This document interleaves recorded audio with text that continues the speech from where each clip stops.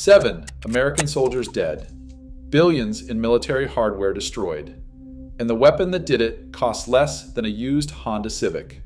This morning, as the United States enters Day 12 of Operation Epic Fury, the Pentagon is facing a reality it never planned for. Iran's cheapest weapons just dismantled the most expensive air defense architecture ever assembled on the planet. We are not talking about hypersonic missiles. We are not talking about stealth technology. We are talking about Shahed drones, mass-produced, one-way attack drones that cost between $20,000 and $50,000 each, launched off the backs of civilian trucks, and they punched right through everything. The THAAD radar in Jordan was destroyed. The early warning radar in Qatar was damaged. The 5th Fleet headquarters in Bahrain was struck. Satellite communication terminals are gone.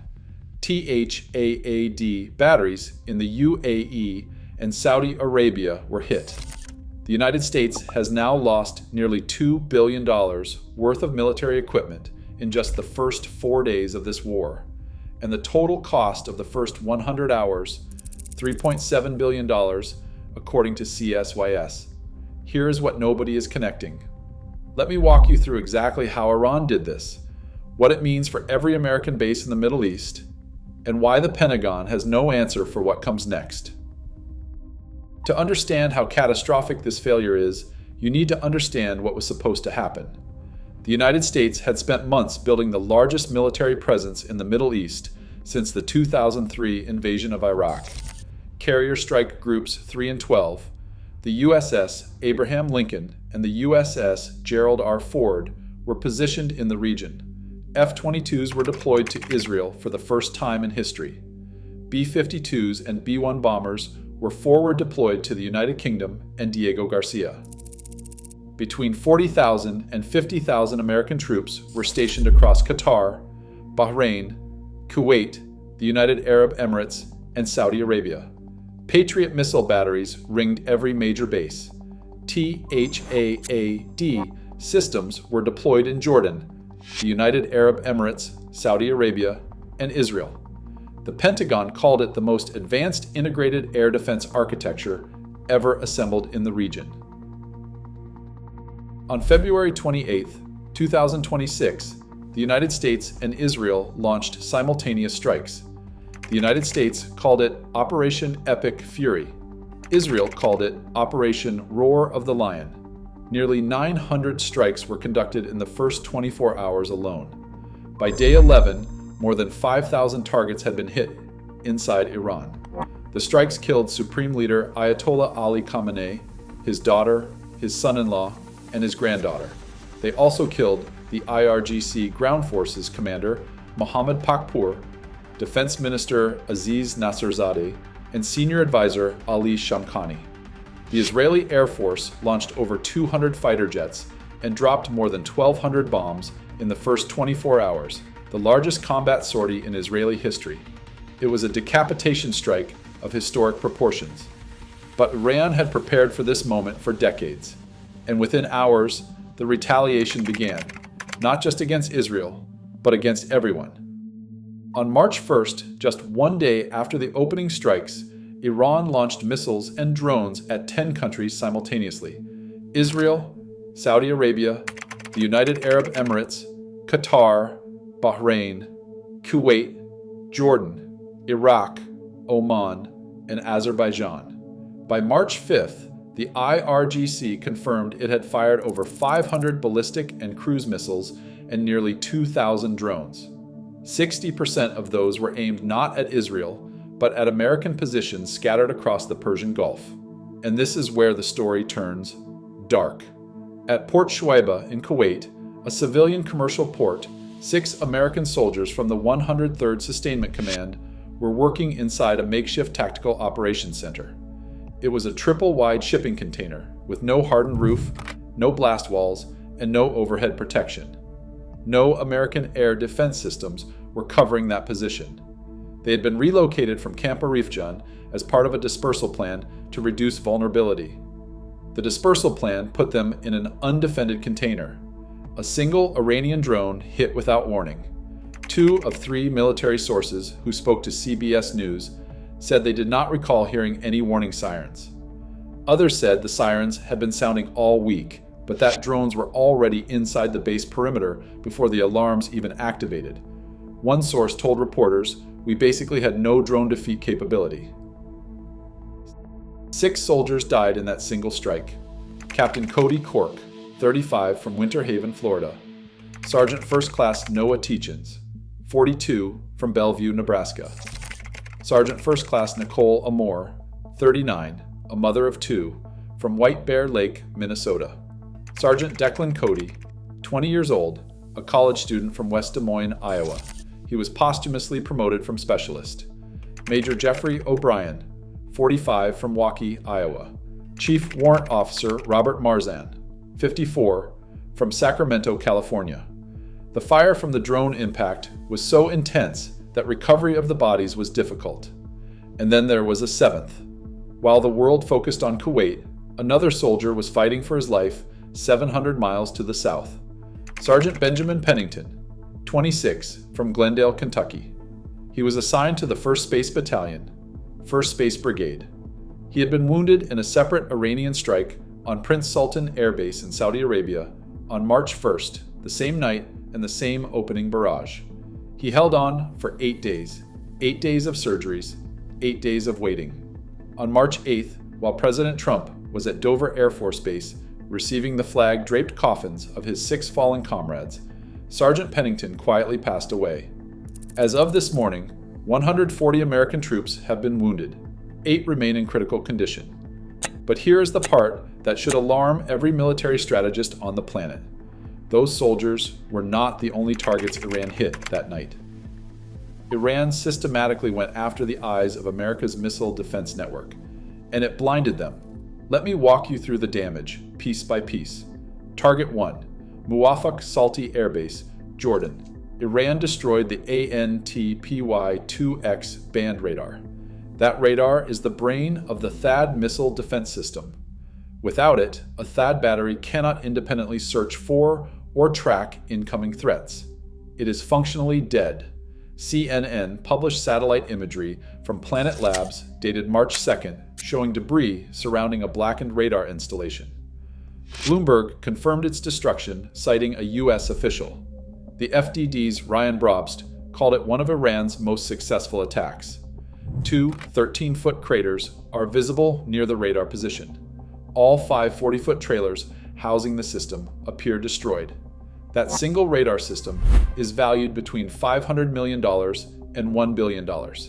It was taken out by a drone that cost less than a mid-range sedan. Target 2, Al Udeid Air Base, Qatar, the largest American military installation in the entire Middle East and the forward headquarters of U.S. Central Command. Iran damaged the ANFPS-132 Block 5 early warning radar. That system can track ballistic missiles at ranges up to 5,000 kilometers.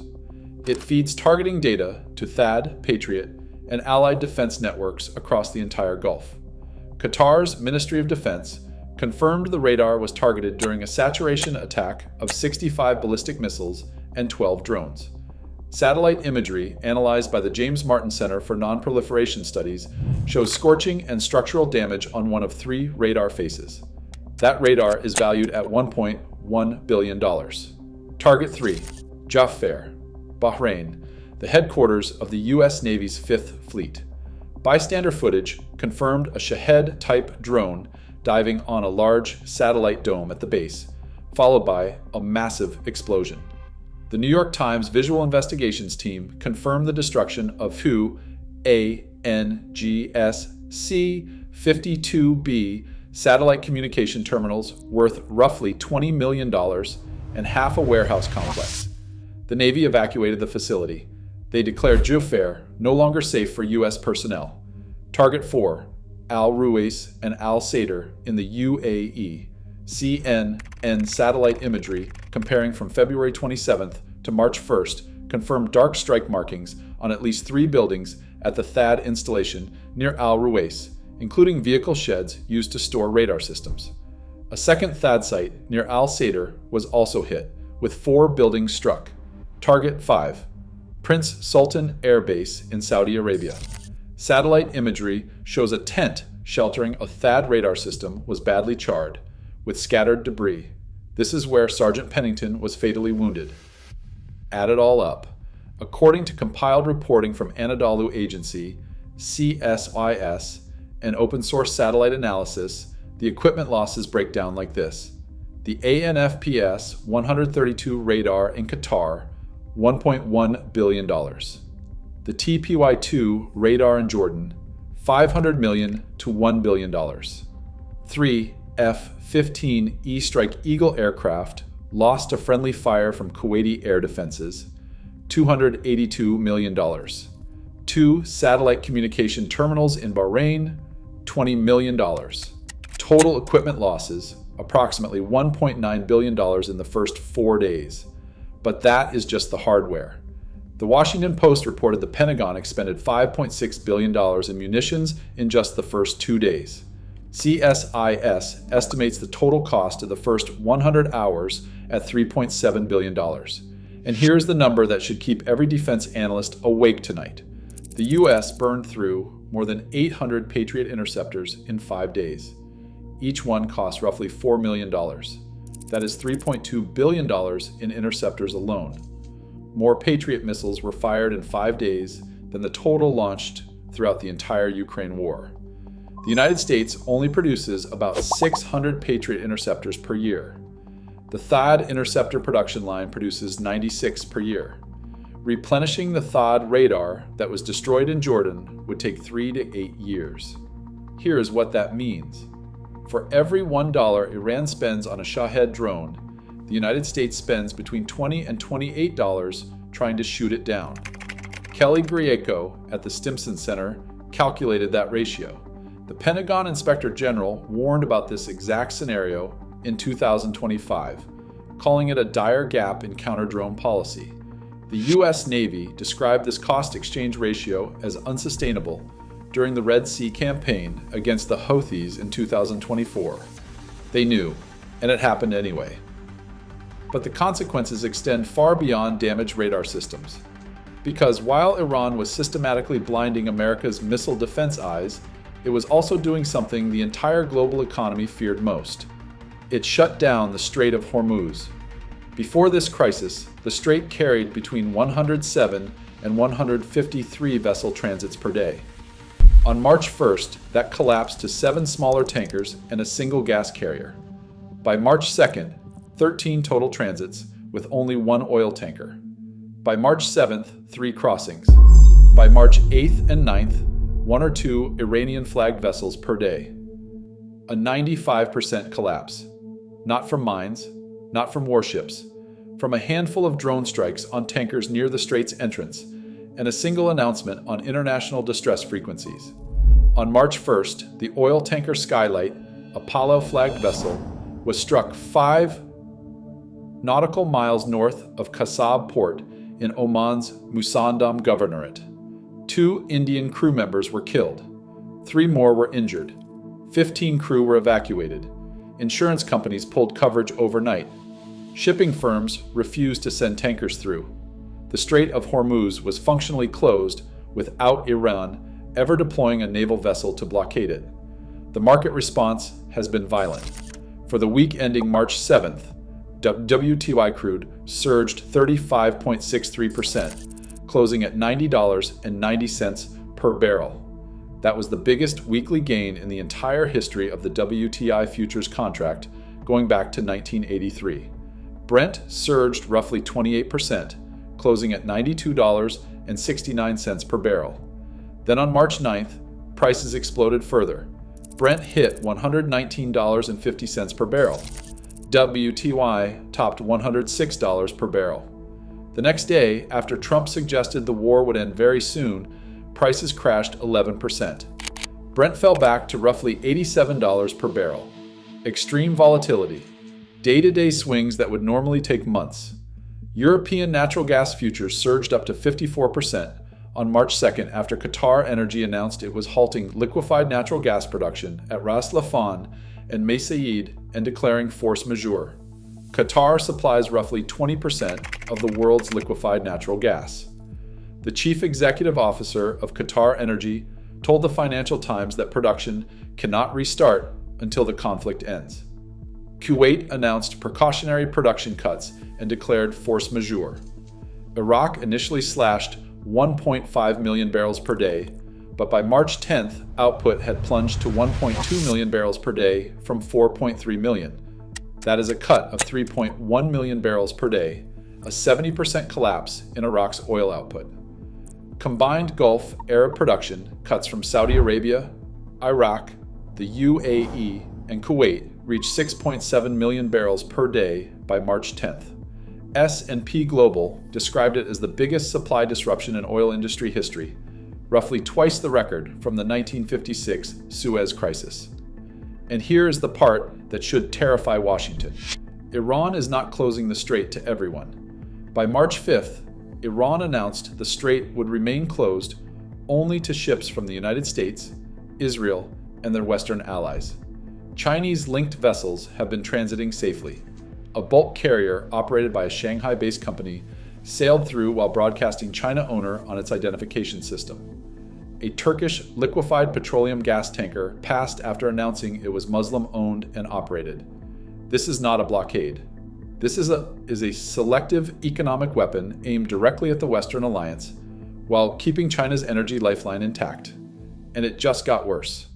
On March 10th, Iran began laying naval mines in the strait.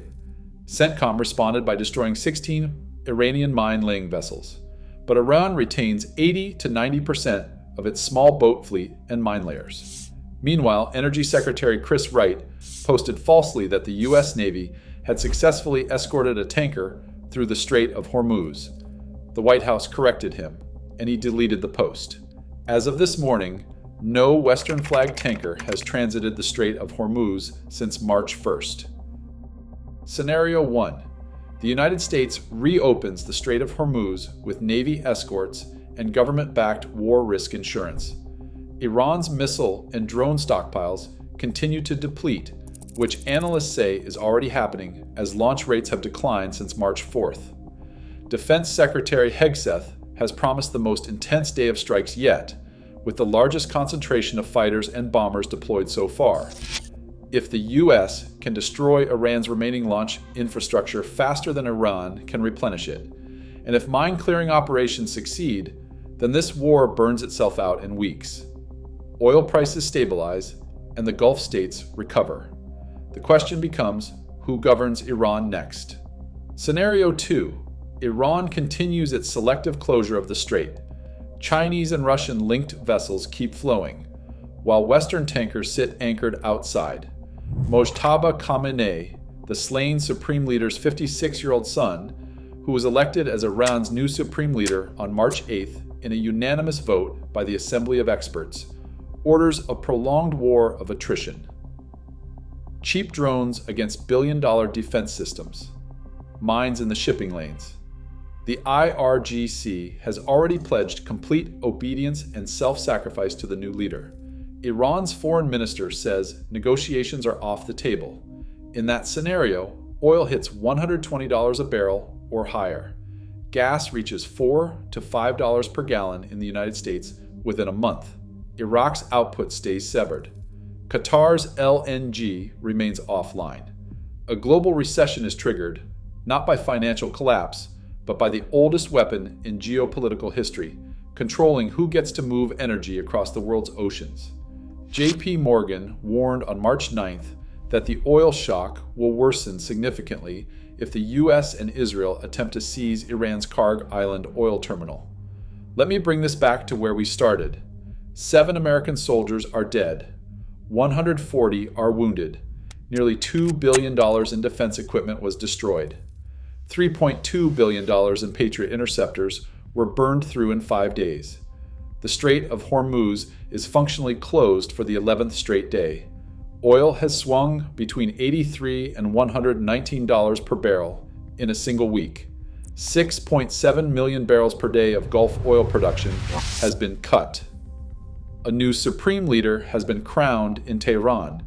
Iran is now laying mines in the most critical energy choke point on Earth.